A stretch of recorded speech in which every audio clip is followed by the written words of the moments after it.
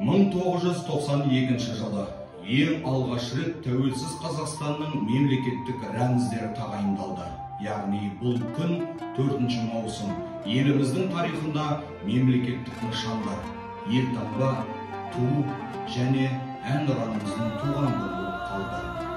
Мемлекеттік рәміздер, ту, елтаңба және әнұран Қазақстан Республикасының дербестігі мен тәуелсіздігін бүкіл әлемге танытушы, әрі мемлекетіміздің өткені мен бүгіні және болашағы арасындағы сабақтастықтың жарқын көрінісі.